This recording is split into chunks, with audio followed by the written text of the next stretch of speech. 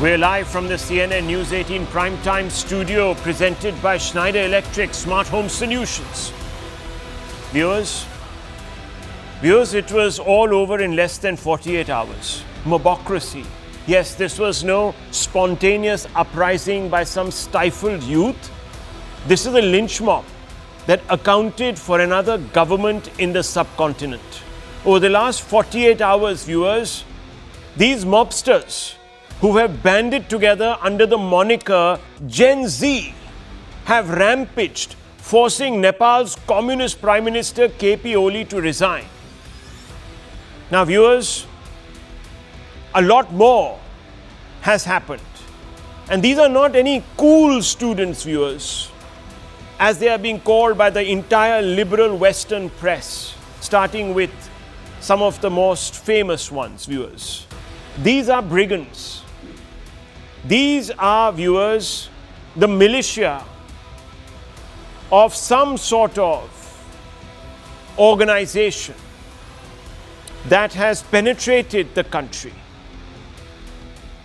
And while Oli is being reportedly sheltered by the military, even as he plans his exit out of the country, his colleagues, viewers, in government haven't been so lucky. Some cabinet ministers were chased by mobs. Look at that, viewers, to the right of your screens. That man who's being kicked around, he's the finance minister of Nepal. The finance minister of the country chased through the streets like a common criminal. He may be one. Try him in a court. Not on the street. And at one point, he was stripped of his clothes and chased down a shallow stream caked, soaked in blood, viewers. This man. The wife of a former prime minister burnt alive after she was thrashed. Visuals that I can't even begin to show you, viewers. We don't want to. A former prime minister, there he is in the middle of your screens. And that's an ex-Nepal Prime Minister Kanal's wife. Brutalized, killed, set ablaze. And then, viewers, let me show you a former prime minister attacked.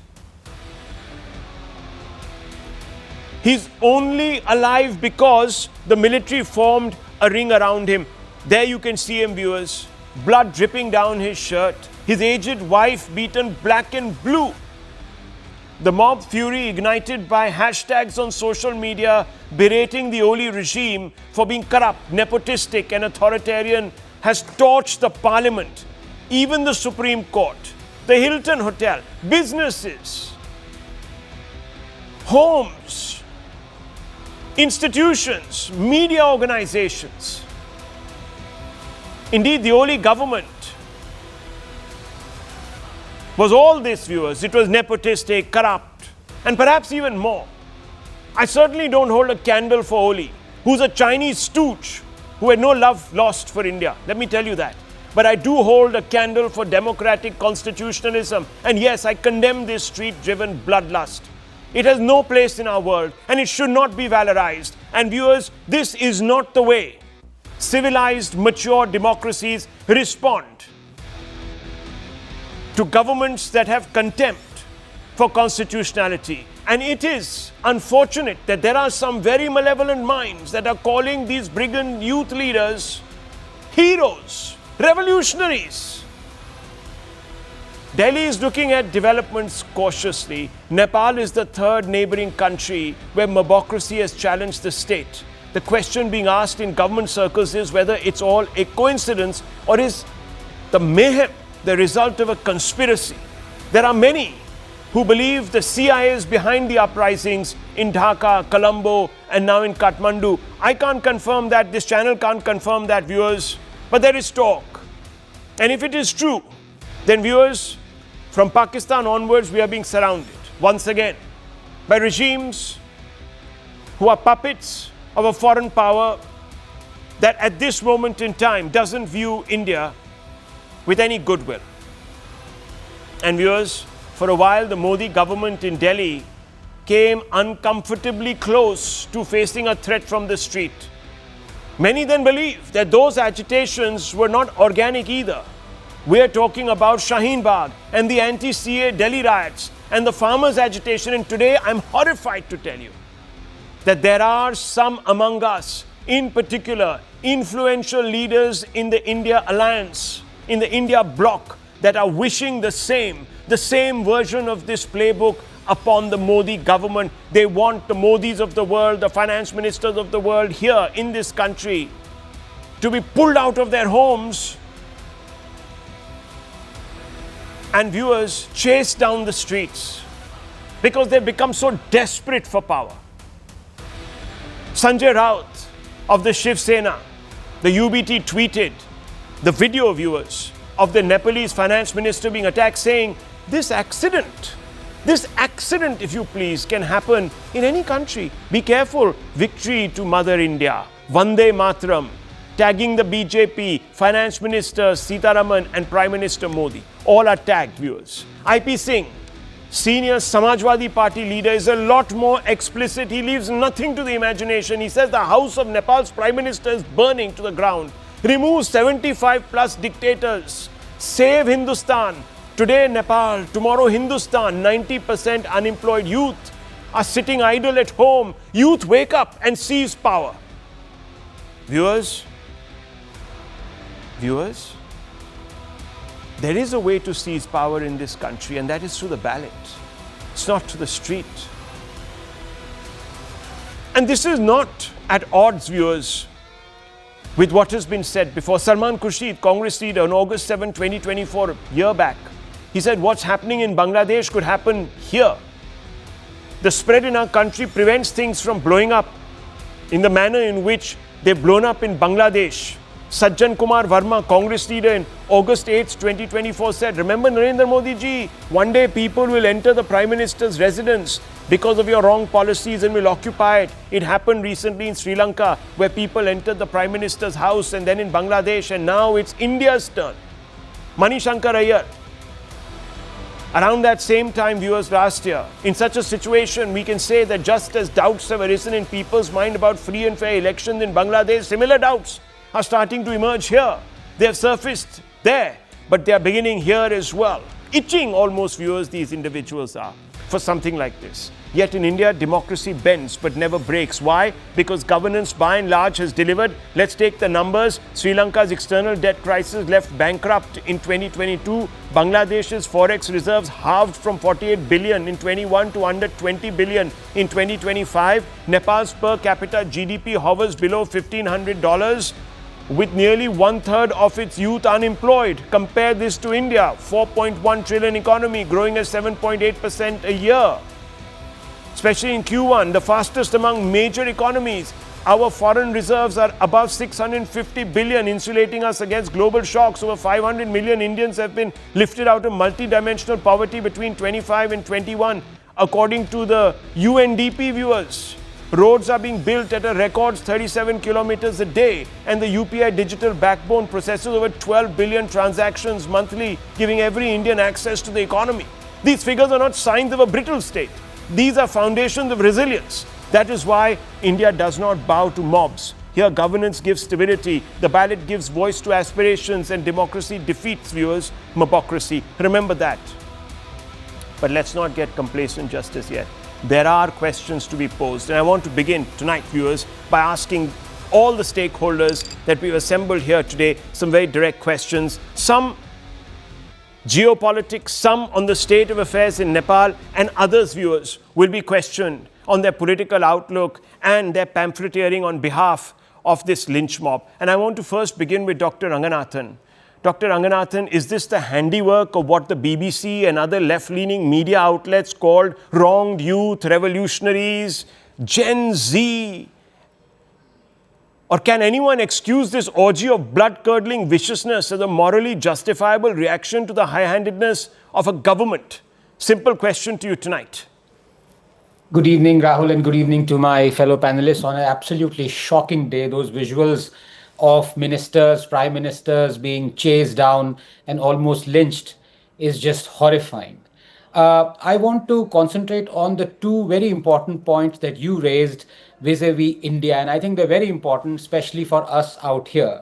I am equally horrified by a lot of leaders, principally from the opposition parties, saying that what is happening in Nepal right now not only can happen in India, is going to happen in India. And the fact of the matter is that while some Nepalese are wishing that their nation becomes India, some Indians are wishing that their nation becomes Nepal. And the tragedy of this country is that nations can recover, but haters do not.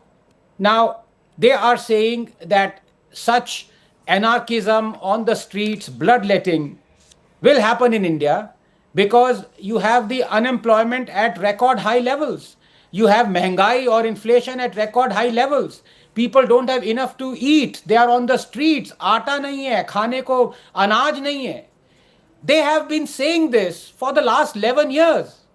Why has anarchism or bloodletting not poured onto the streets? If this was true for the last 11 years, why have 11 Nepals or 12 Bangladeshis or Sri Lankas not sprung up all over India? If what they are saying is true, the fact of the matter is what they are saying is a blatant lie.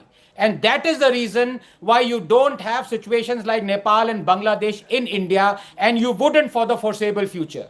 Because the fact of the matter is that last year, 47 million jobs were created. The fact of the matter is that in India right now, inflation is at a 17-year low. Our forex reserves have been the highest ever, stock market highest ever, vehicle sales highest ever, PMI manufacturing highest ever. Everything points to India not being a victim of anarchy because of all the issues that these people have raised, and also to boot it all, inequality is at a record low. Gini coefficient is 0.29. So their lies have been exposed not by politicians or by analysts, but by people themselves, because they haven't poured onto the streets. Now, the second important question, and this is very important, can that happen? And I'll tell you, yes. The sad answer is yes, it will happen. Not because the people of their own volition will pour onto the streets. Of course, they do from time to time. Shaheen Bagh is an example. CA protest is an example. You have the Republic Day when they remove the Indian flag is an example. But this kind of a thing can happen because the government can allow it to happen. The cowardice of the government will allow anarchists to spread and millions of Nepals being sprouted in India. The reason is that you had Shaheen Bagh, an illegal protest, continue for 6 months, inconveniencing millions of people. You had the anti-CA, you had the anti-farm law protest blockading Delhi for almost a year. The nation incurred a loss of 3,500 crores every day for the entire year. That was not because of the bravado of the anarchists or lumpens. That was because of the cowardice of the government. And that is what I fear. All the cases against all those lumpens and anarchists were taken back by the government. All those who burned rice stubble and created mayhem, the cases were taken back by the government. This is the situation in our country. At the altar of political expediency, the government ironically can encourage anarchy, not the people. Well, let me bring in Mr. Jain. Mr. Jain, yet the India bloc is wishing this sort of medievalism upon the Modi government, this sort of anarchy. Do you really endorse coups? Or are you so desperate? Do you want anarchy? Is that why you are without proof constantly spawning or spoiling for some sort of an insurrection? Is that what's really happening? Will you condemn what some of your India bloc friends have said, calling upon the youth to rise up and do what these people have done to people like Modi and the finance minister, etc.? Take a position, please, tonight. Rahul, of course, I'm taking a position. First of all, let me be very clear to you and Mr. Dr. Ranganathan and any other viewers who may have any doubts. Nobody from the opposition is asking the Indian youth to pick up arms and start beating up prime ministers or burning their houses or this or that. Let me make it very clear that cautioning the government against an ill that might come does not mean that we are wishing for that ill. Rahul Gandhi, in the beginning of March 2020, cautioned the government that act properly, otherwise we'll face a serious problem when COVID comes. That was not him wishing for COVID to come, but that was him cautioning the government. But the BJP government at the center was very busy breaking the Madhya Pradesh government with the help of Jyotiraditya Scindia. And now exactly the same thing is being done by opposition leaders right now, that you need to make sure that the unemployment situation in the country, that the law and order situations in various parts of the country do not spiral down to something where we see something like this. Because I remember about a decade ago, there was this incident when a large people's protest was happening across the country in Delhi, in the Ramlila Maidan, and there were crowds that breached the security barriers of the president's estate. Not the president's estate, the Rashtrapati Bhavan. They had to be stopped by water cannons. And I remember that my friends from the BJP at that point of time were saying, ho, kitna galat ho gaya, janta pe pani maar diya gaya. Now, my same friends from the BJP come around and say how all of any sort of protest is so illegal and anti-national and how it should not happen. For the viewers who may be younger, may not remember what those protests were. Those were protests called the India Against Corruption, spearheaded by an RSS man called Anna Hazare, backed by the RSS, and led on stage by BJP leaders like Smriti Irani, Kiran Bedi, Sushma Swaraj, Arun Jaitley, and a whole bunch of the people from the BJP. But nobody was seeing that they are trying to bring down the Indian state. All of that said, I don't think it is in our interest or our country's interest when the government and the ruling party and all the sympathizers just pretend that sab changa si, koi problem nahi hai, there's no unemployment problem, there is no problem of murders in Bihar, there is no problem Jain, of election commission being Mr. Jain, openly partisan, there is no Mr. problem Jain, with, if you allow me, with the people of the country if you believing allow the vote me, story allegations. he began by saying, Mr. Jain began by saying, let me be very clear to you, nobody in the opposition is asking for the youth to rise up. Now, viewers, Rahul? this is what, I'm coming to you, Dr. Ranganathan. I think you're holding something up. Can you tell us what that is? Because there is somebody called IP Singh, a senior Samajwadi Party leader, was a minister in the UP government last time when the SP was around, and this is what he says. The house of Nepal's prime minister is burning to the ground. Remove 75-plus year dictator. Save Hindustan. Who's he talking about, viewers? We all know. Today, Nepal, tomorrow, Hindustan. 90% unemployed youth are sitting idle at home. Youth, wake up and seize power. Seize power. And this gentleman here, Mr. Jain, is telling us that this has not been said by anyone from the opposition. That this is a call to insurrection. Yes, Dr. Ranganathan. I didn't mean to interrupt, but the claims of my good friend Nikhil are laughable because this is a Congress leader, Raja Pataria. And he says, if you want to save the constitution, kill Modi. What are you talking about, Nikhil? Who is Raja Pataria? Dr. Ranganathan, I have never even Who is heard IP the name. Singh? Who is Sanjay Raut? They're nobody. He's an MLA. They're all incidental. Oh my God, he's an MLA. Do you remember there was a BJP MLA telling all Hindus in the country to rise up and take up swords in their hands and murder all Muslims? Nikhil Jain, you can today play this game of whataboutery till the cows come home. No problem. Rahul, honestly, take responsibility. I don't intend to do whataboutery. Take responsibility. Take responsibility for God's sakes. And I want to come into Pawan Verma. Mr. Verma, today I speak to the former diplomat in you and not the opposition leader. I'm not talking to an opposition former parliamentarian and somebody who is invested politically in India's democracy. I want to ask you today, as someone who's been a diplomat, a student, an intellectual, somebody who understands geopolitics, to comment on this chilling dance of death and condemn it for what it is. This is certainly not, Gen Z youth stifled, democracy being sort of, quashed, and therefore lynching their leaders who have at least won an election. Try them in a court of law, do whatever. And I also want you to take a position on what some of these opposition leaders are saying today. Thank you, Rahul. Frankly, I'm perplexed, genuinely perplexed at the turn of this debate. Because notwithstanding what you said in the beginning and what my good friend Anand said, I think any comparisons being made with what is happening in Nepal and the possibility of it happening in India are, I think, frankly, fear-mongering. They are picking up statements. In a large democracy, there are bound to be people on the edge of lunacy who make such statements, but the mass of India is part of a democratic setup. Yes, there is opposition to the government. Yes, sometimes as a democratic right of protest, it spills on to the streets. I'm sure Anand would not like the silence of a totalitarian state, and so there are protests. Sometimes they go out of hand, but by and large, India is well within the mainstream of a democracy, and any comparison with what is happening in Nepal seems to be a preposterously preemptive and defensive position to take, which has no relevance whatsoever.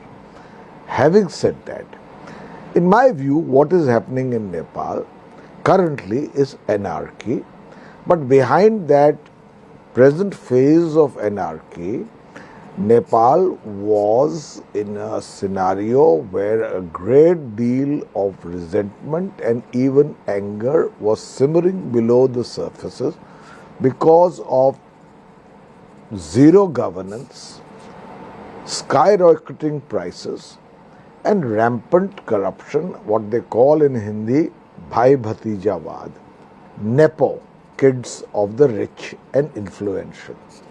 And as against that, there was a lot of anger where the trigger happened to be the ban on social media, which then spilled over into street protests that inevitably, following the Bangladesh pattern, led to reprisal, killing of as many as 24 and wounding of 400, 500, which has led the situation to spiral out of control. And today, I do not condone for a moment the kind of violence we have seen, but at the same time, I understand that right now we are in a situation of anarchy. And I do not wish anarchy on any country. As regards what is happening in Nepal's relevance to India, I've already made it clear. The question doesn't arise, and for us to debate it even, there will be for opinions. us to debate it even is a bit. No. I think, Mr. Verma, we can't be dismissive. Bit way off the mark. No. We can't be dismissive. There are mainstream leaders. These are not some fringe lunatics. This is Sanjay Raut, who is an influential leader within his own faction of the UBT Shiv Sena. He has got the ear of both Rahul Gandhi and Uddhav Thackeray. He's not incidental to Indian politics. He's a member of parliament in the past. He is the chief orchestrator, ideologically, of the stands that are taken by certain political parties. He's called for consultations by all the other But what I want to focus These on, are not, Rahul, no, hang on. This is a very what dangerous... I want to focus on, Rahul, I'll just take 30 seconds. No, and Mr. Verma, we can't say that, look, yes, there was a what tipping I want point. to focus on. There are tipping points. There was a administration, the UPA, that was sought to be all these, corrupt to the nth power, nepotistic to the nth power. There was a popular uprising that ran a course through this city of Delhi. Ramlila Maidan was occupied. A man was starving himself to death. A political party was born out of that. A third way. Rahul, but a third way was born. You are, by these arguments. Which political party was Can I that? just come in for 30 seconds? No, one I'll second. stop. A democratic Can I approach I'll was stop, taken. I'll stop. No one rammed their way into parliament and pulled down the speaker. Who is questioning that, Yes, Rahul? we must take a position. We must take a Rahul, position. you seem to be obsessed with it. This is, Rahul, I am you obsessed because you are I do obsessed realize with it. I am a India Democrat to is the a core. Stable democracy. No, we can't be. India No, is a sir, stable no, democracy. Mr. Verma, we have And gone therefore, through. I would like you We have not gone to make through in the these analogies and 70s. comparisons. Mr. Verma, we I have want gone to through say in to the you 70s. that it may be far more. I'm sorry. We Rahul, have when gone you- through when in you the do all the 70s a talking of, period you of call me as a anarchy panelist. that Let me led speak. to somebody Let me at least imposing have an my word. emergency. No, Mr. Verma, let's not be You cannot completely. impose your opinion. No, you I'm not can't imposing impose my your opinion. I'm on only a giving panelist. another You've point got of to view. hear him. Please hear me out. Yeah, please. Please hear me out. Yeah. I have said from the beginning Yeah. that by overstressing this point of people wishing what is happening in Nepal to happen to India, you are raising a bogey which has no possibility Okay. of coming to fruition or reality, because India is a stable democracy Okay. where opposition exists but within the mainstream of democracy. Okay. Having said that, Sir, I think you should also debate what has led to the situation of this kind in Nepal. Okay.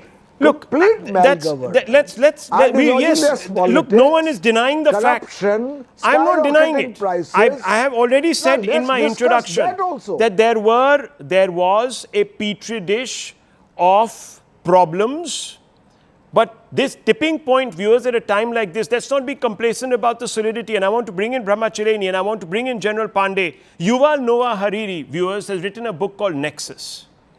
The big difference in the 21st century, I'm not a fan of his politics, viewers, but the big difference he points out in the 21st century are the tools that are available for spreading propaganda, disinformation. And I'm using the word disinformation. These have not existed in the past. They can go through any wall, physical wall, viewers, and penetrate the mind. And they can seed narratives. And Brahmachareni, I'm sorry whether we like it or not, the Americans complained about interference in their election process. Putin complains about interference in his regime. There are people around the globe who talk about the complete trammeling of executive authority because of people who have set up shop on social media and are constructing narratives to undermine the institutions that govern their countries. This is possible.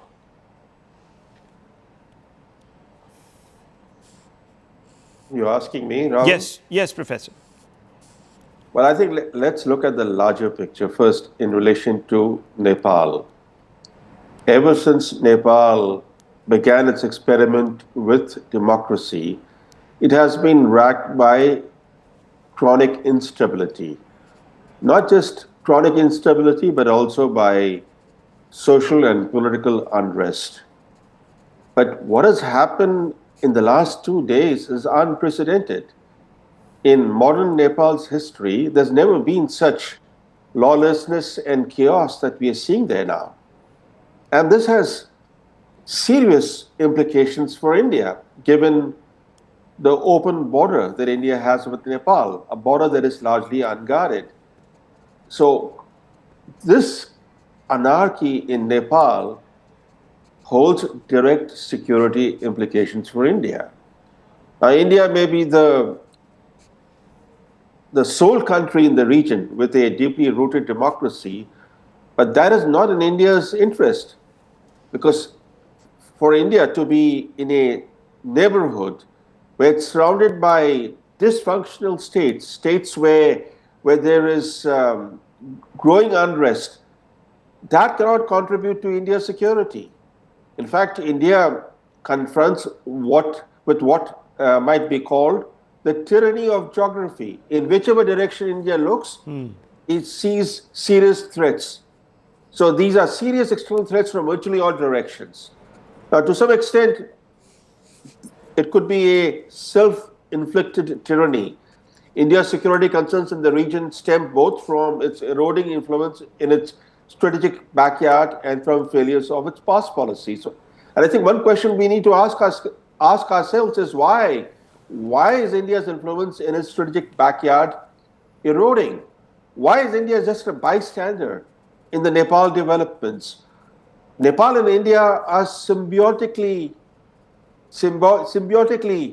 united, and yet today India lacks the clout to shape developments in Nepal. Yeah. When India was weaker, like let's say in the 70s or 1980s, India had greater influence in the strategic backyard. Today, India is the world's 4th largest economy and is the world's 3rd largest defense spender after the US and China. And yet we are seeing an erosion in India's influence in its own strategic backyard. And I think it's a question that we need to at least discuss. Political chaos and uncertainty in the region heighten the danger of spillover effects for India. There's no way India's internal security can be safe. There you go. With the kind of situation that's prevailing in Nepal, Bangladesh, in Myanmar, and the kind of threats India faces from Pakistan. An increasingly unstable neighborhood also makes it more difficult for India to promote its economic interests, because there can be no regional cooperation in such an environment. And I think just being a beacon of democracy shouldn't give us a sense of containment. There you go. Viewers, this is very important, what Brahmachareni is telling us. Don't think you're above this. And General Pandey, I want to ask you, who is behind this? And can these forces conspire to undermine India's democracy and its institutions and create this anarchy? Yeah, okay. So I'll quickly cover a couple of issues. Let's say the larger issue is that who's behind it.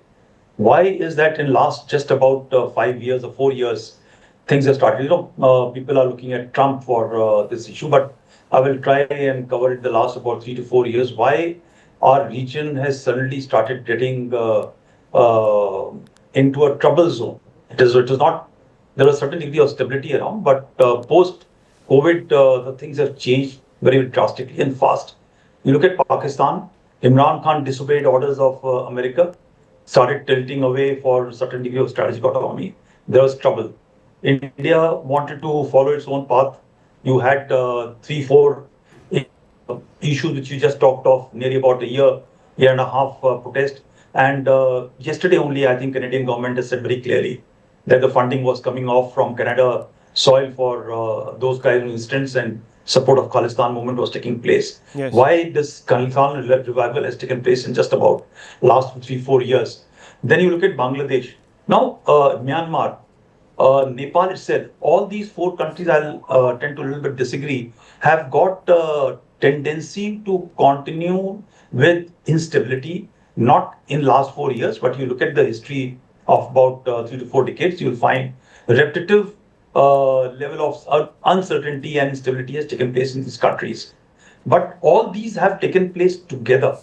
Like the last instability took place in Nepal was in 2006, in a period of about 10 years from 1996 to 2006, when People's War was prosecuted and thousands of people died actually in that point of time. If you recall, Indian government was the one which was supporting the Moist government, and thereafter it allowed this shift from the royalty or the monarchy to come into so-called controlled democracy, which was led by the Moist party. Very strange, right? We are not supportive of Moism, but we allowed the Moist party to come because the shift was to take from Hindu country to a secular country, and you exactly know what happens after the secular country symbol is put across. The second thing you have to look at is 21st century is a different century than the stable 20th century. Technology here has become not boon but bane, right? It may be in kinetic means, but more importantly in terms of social media, shaping of mind, using toolkits to continually shape mind. Which country, including America, doesn't have corruption to the level of what is there in Nepal? Which country today does not have unemployment? Which country does not have favoritism? Why is it happening to these 3-4 countries, and why is it not happening to the modern countries which are controlling where these tools are emanating from? So when social media shuts down, TikTok is allowed to function, but rest everything which comes from the Western country. Why does this strike takes place in such a manner? How does it happen that well coordinated within 24 hours, each and every corner of Nepal, which is very, very remote, from Madesi to hillside, from the rural to the cities, everything comes to an research. There has to be a certain degree of coordination. It doesn't start, it spirals out of control by starting at one place, but it doesn't happen all together. Yes, all across. There is somebody. But you look here. at just about 3 months back. You know, I'll just Rahul finish off. You had the pro-monarchy strikes and protests which happened. True. They did not spiral out of control in the manner it has happened. Technically, that was a major movement which has taken place.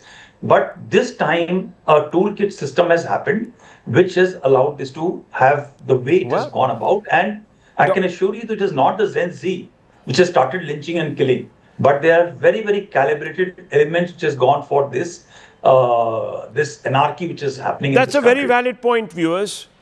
Let's not immediately suspend belief. I want to bring in Dr. Ranganathan one final time. Dr. Ranganathan, are you obsessing and fear-mongering? Simple question. No, I'm not fear-mongering, but I think a little bit of obsession is possibly to be, prudent, especially after what, Brahmaji said and what particularly, General Pandey has said. And I'll tell you why. He is absolutely spot on. While we believe we can walk on a carpet, you look at our neighbors, they stuff everything under the carpet and then they walk on it. So it's been a wobbly walk for decades on end, and that's a fact. I mean, I was in fact in Nepal decades ago during the time when the king was killed, and you had almost anarchy on the streets at an unprecedented level. Not, of course, as dastardly as we see today. The same is true with Pakistan, Afghanistan, Sri Lanka. So, our neighbors, fortunately or unfortunately rather, they basically, they're not stable. They are pretending to be stable. And so you cannot extrapolate. But as I said, and I stick to that, you had for a year total anarchy, siege of Delhi, a financial loss of 3,000 crores every day for a year. And nobody was compensated. The state suffered, the people suffered. We somehow are. And that was lauded. Remember, Yes. Dr. Ranganathan, that was lauded. Those people who came in on their sort of souped up tractors that looked more like little gunships and ransacked Delhi and went all the way up to the Red Fort, and in the process used swords to attack our policemen. 150 of them, more than 100 of them were in hospital. That was all lauded, viewers. That was dissidence. Can you believe it? So let's not today think that we are sitting in some little haven where we are insulated. I think Professor Chileni gave us a very good idea. And I want to move on because, viewers, we're going to talk about another big story today. We're going to be tracking developments and, of course, looking at other repercussions coming out of Nepal. But for the moment, viewers, another very big story. We don't have much time on this show, but I want us to touch upon this. So we now have a vice president, and not unsurprisingly, viewers, he is the NDA's candidate. He goes by the moniker CPR or CP Radhakrishnan, and he has won the election. It's a massive victory for the NDA and in particular for brand Modi that holds up its steel frame. Your channel has learned that the NDA has got more votes than expected because of cross-voting. In other words, some India bloc MPs, and I'll just show you those numbers. We'll put those numbers out on either side of our screens, viewers. There they are. Some India bloc MPs have voted for the NDA's candidate CP Radhakrishnan for the vice president's post. It all breaks down. 767 votes were cast in total. 752 of those votes were valid. 15 were invalid. 377 was the magic mark. 452 votes went to CP Radhakrishnan. 300 for Justice Reddy. Now, viewers, we were told by the Congress party that all of its India bloc MPs in an unprecedented manner voted. And the number was put at around 315, viewers. But the number of votes that have added up for the India bloc are only 300. The numbers tell the story very clearly, confirming the cross-voting. Now, you'll ask, how is this possible? Why aren't these MPs being suspended or expelled from their parties for crossing the floor? This is a very valid question, and this is because no whip applies to elections for the vice president's post. So essentially, MPs are allowed to vote according to their conscience. And what has their conscience led them to do, viewers? In a number of cases, it has led them to vote for CP Radhakrishnan. This means that there are some within the India bloc that believe in brand Modi enough to vote for a candidate that has been described by the Congress as a Sanghi ultra-nationalist that represents the worst of India's political culture. What's even more problematic for the India bloc is that Rahul Gandhi hasn't been able to win the confidence of some other non-NDA parties who are not part of his alliance. The BRS, the BJT abstained along with the SAD. Moreover, and more gallingly for the India bloc, even the YSRCP voted alongside the NDA. So did not abstain, voted alongside the NDA. And we are not totaling them up, viewers, as the 15.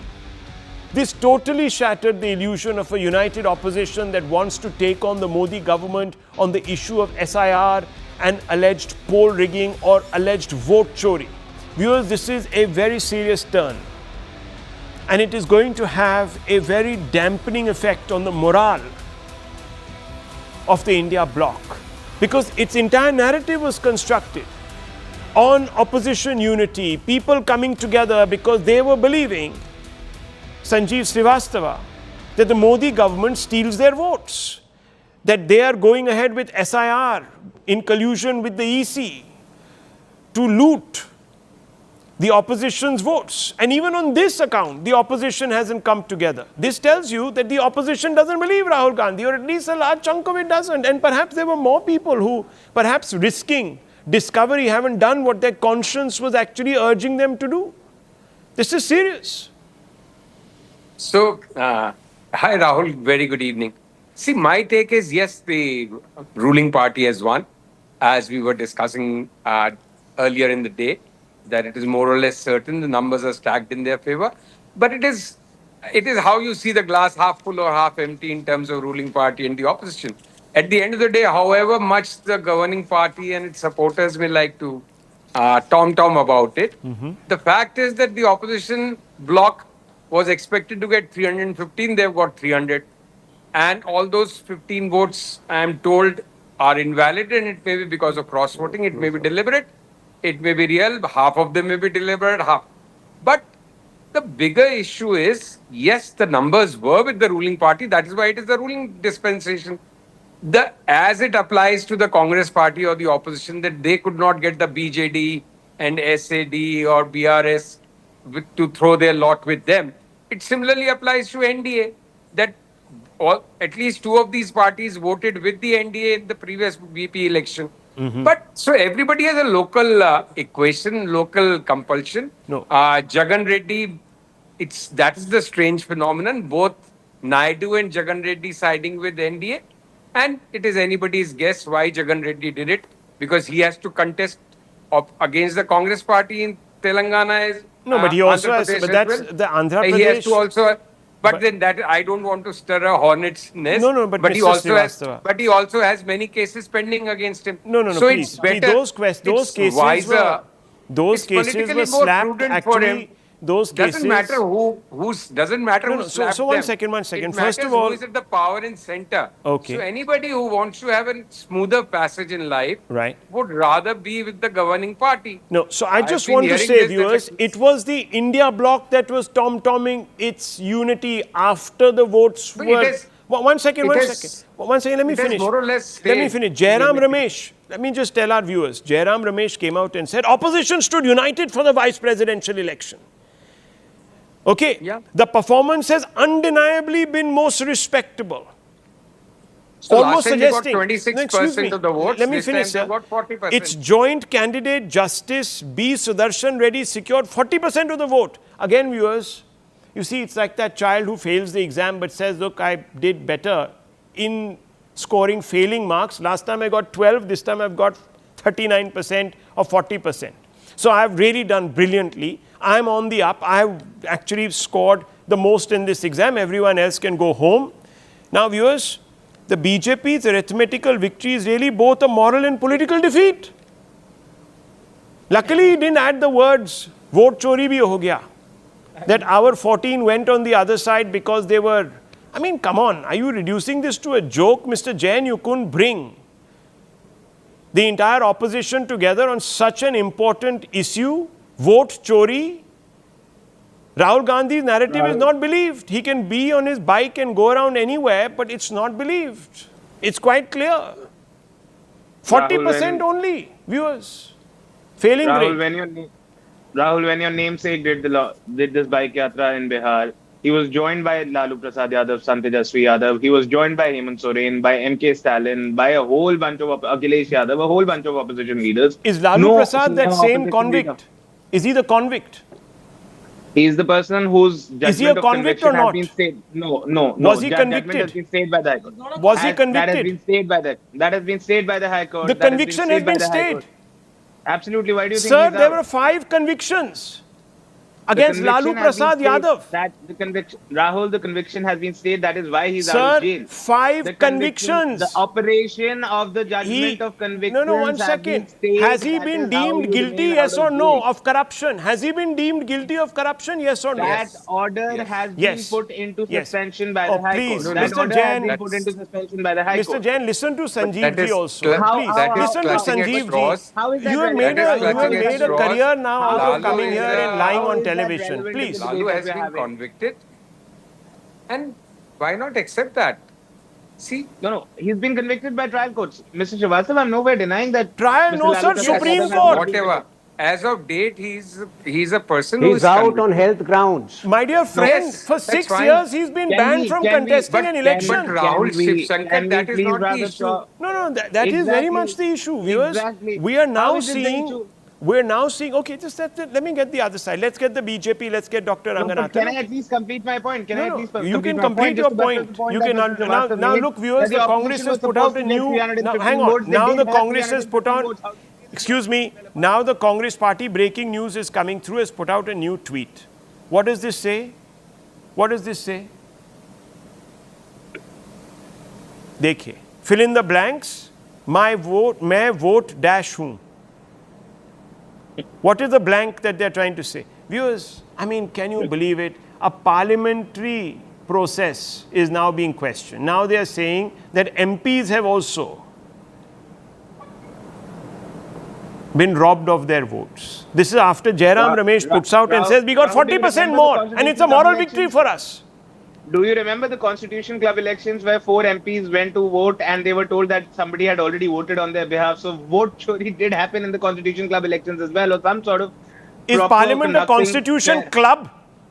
Do you know where the Is the Constitution Club, viewers, now is a Constitution Club British is where era the club MPs that and no the one former has MPs ever oh my been God. to, now been compared to the Parliament Now, of let's do India one thing, let's by talk- these let's do a debate in spokespeople Hindi. of the Congress party. No wonder the Congress finds itself where it you is. have such a problem Okay, with everything let that me is bring in demoted the to the BJP Why are you national talking about spokesperson that? Tuhin Sinha. You are vote thieves.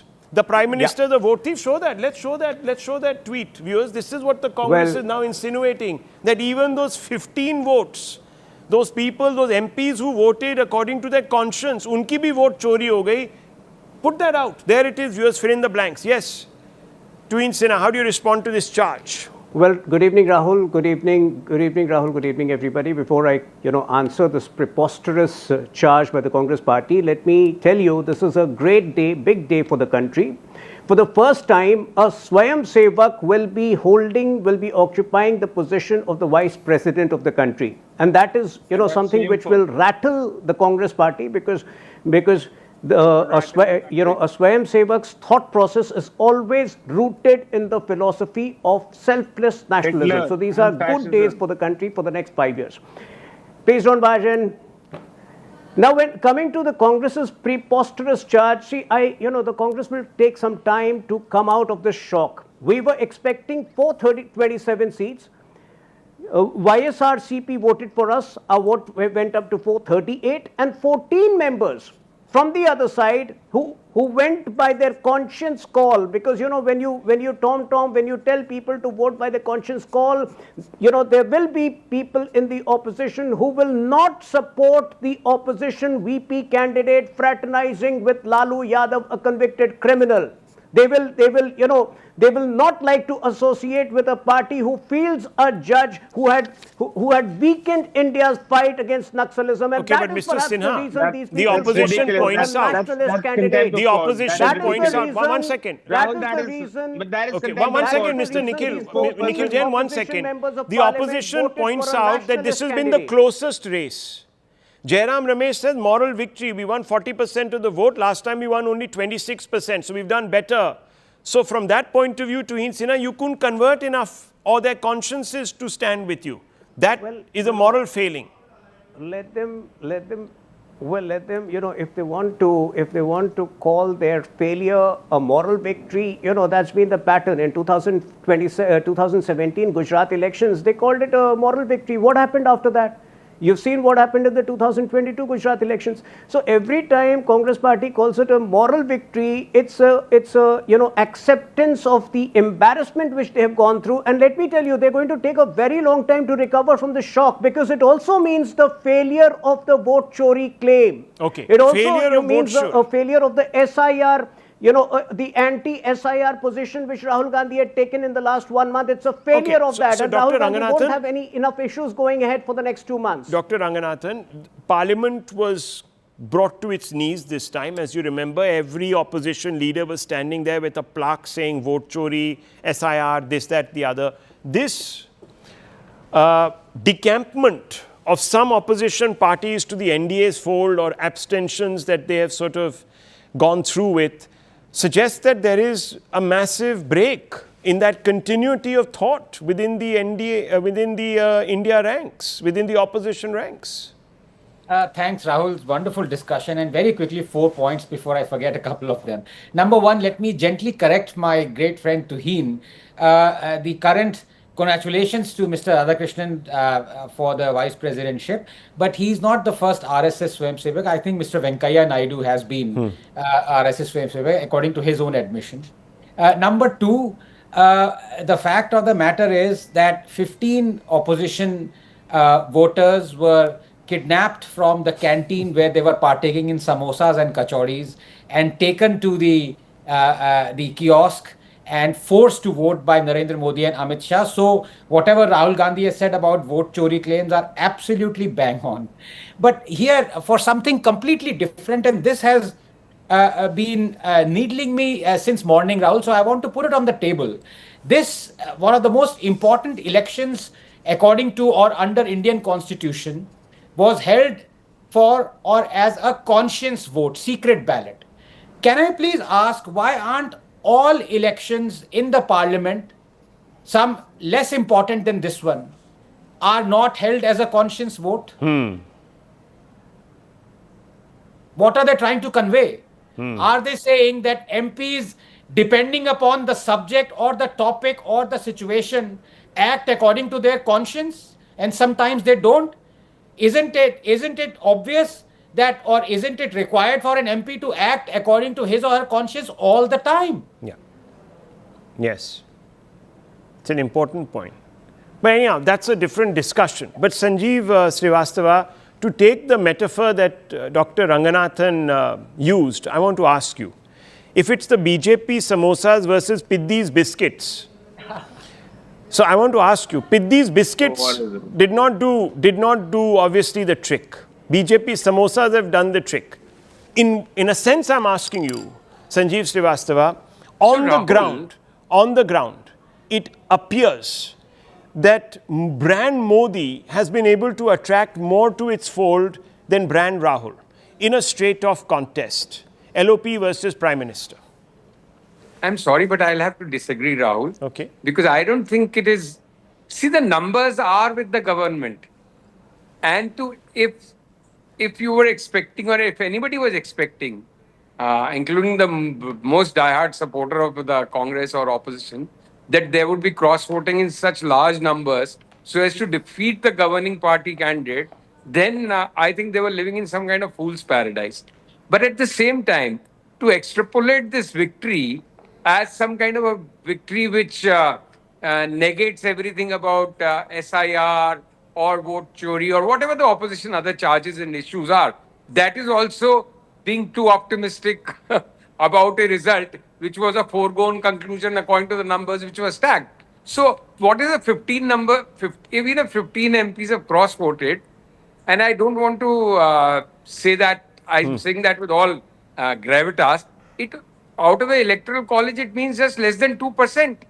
So, okay, fine. It is the BJP's work and they are fully entitled as a political party to thump their chest about it. Okay. And the opposition must think and introspect, why did 15 go away and why didn't they get more to join them?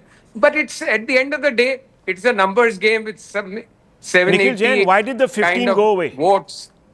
Just a small... Why did the 15 go away? Why did YSRCP go away? Why did SAD abstain? Why did BJD abstain? Why did BRS abstain? Why did Another political party abstained. Why did all these political parties abstain? All the parties that you've listed, Rahul, are parties that are essentially fighting the India Alliance or the Congress at their state levels, whether it is the BRS in Telangana, whether it is, the SAD in Punjab, whether it is the other parties that you've mentioned. So far as the number of votes that the opposition and the India camp had, they had 315 votes. You had them vote 300, 15 were put out. We don't know for sure whether 15 candidates from the India Alliance crossed over or from the NDA cross-voted. What we know is 15 votes were invalidated. India Alliance had 315 votes. Final votes that were counted on part of the India Alliance were 300 votes. Like Mr. Srivastava mentioned, obviously there would be 300 votes, for God's sakes. If they were valid votes, there would be 315, wouldn't it? I mean, kya logic hai, sir? But yes, who decides? one second. Who decides? Yeah, okay, but doctor. who decides what is a valid vote Doctor, and what is not a valid vote? okay, And let's not get into the controversy. Even if those votes were not... Who decides? The presiding officer decides. The presiding officer decides, right? There is a level of discretion. There is a level of somebody going wrong, like we saw. But that won't matter because even if those 15 votes were added to either of the camps, it won't change the result. What I'm trying remember what has been said by... Look at this gentleman supplying an answer to what the Congress is saying officially. The Congress is saying that vote chori hui hai yahan par bhi. Anyhow, yes, doctor. Very quickly, and then I want to bring in the BJP. Yeah. Yes, it is very stupid of the Congress party to say that. Very. And not an answer, but the other thing that Nikhil supplies is more potent. But I just want to say, because he's a lawyer, none of Lalu's convictions have been stayed, Nikhil. Please don't spread lies. Thank you. That's become now, unfortunately, a challenge. We have to have a fact checker here for that. But that's a separate story. It's okay. Yes, Tuin Sinha, the fundamental question that it comes back to is that don't overcook this story. It was an eventuality. In fact, the margin is what should concern you. It's not as grand as it was in the last 5 elections.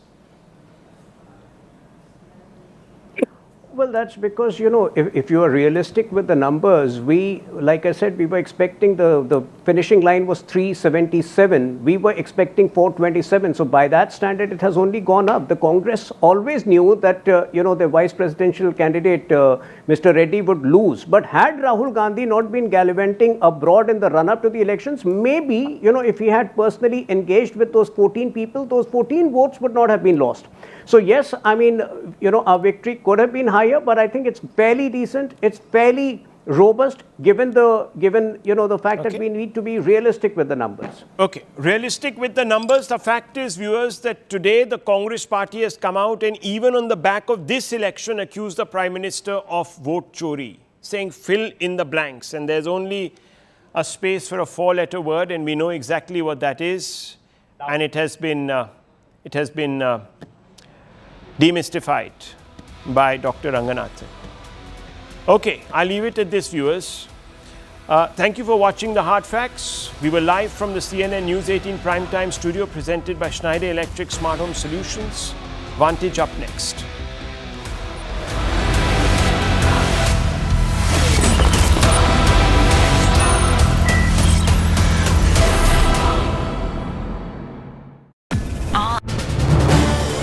This is News 18 Network.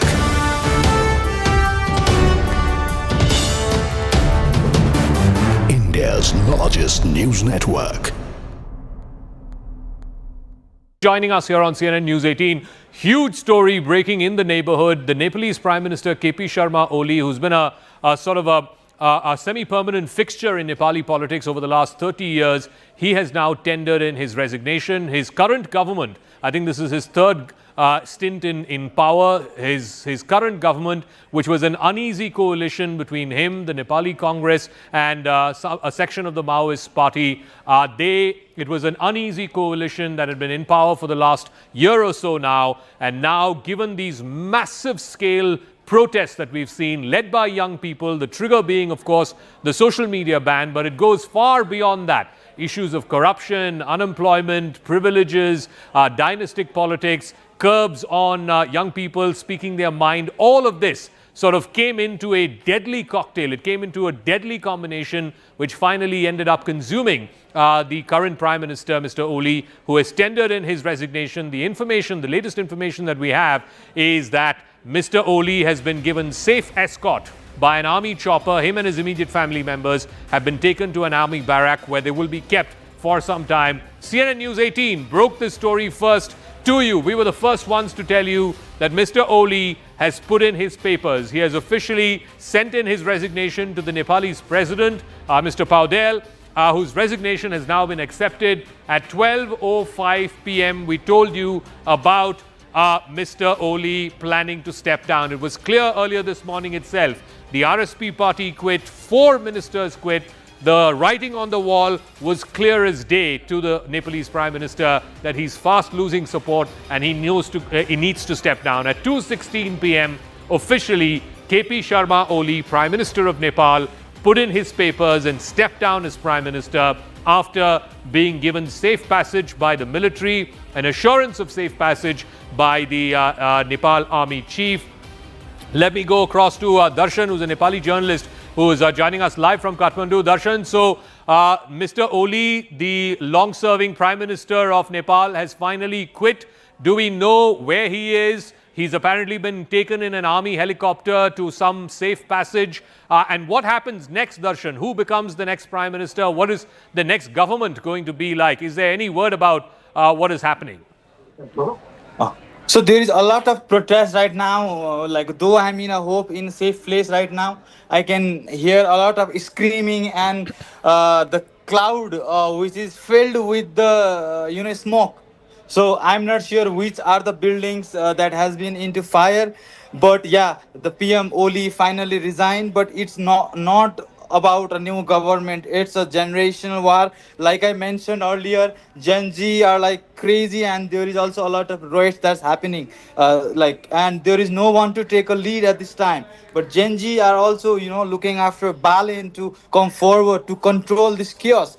Because right now there are protesters inside parliamentary building, inside the Singha Darbar, where all the ministries used to handle their places, and there are also many data centers that have very critical information.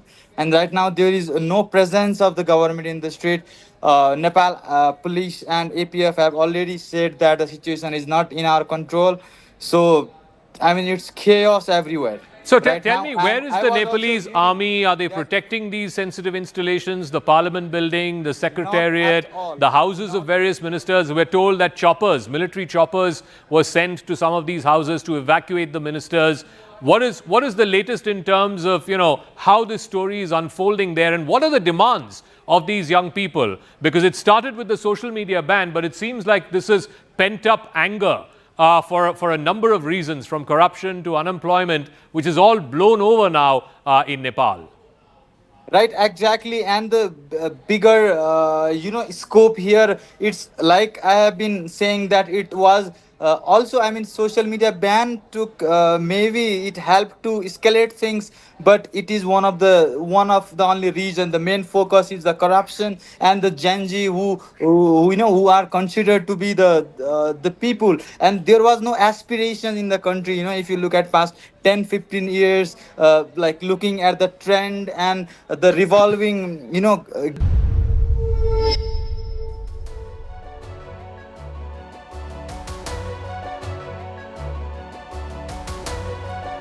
Hello, Namaskar. This is First Post and you're watching Vantage with me, Palki Sharma.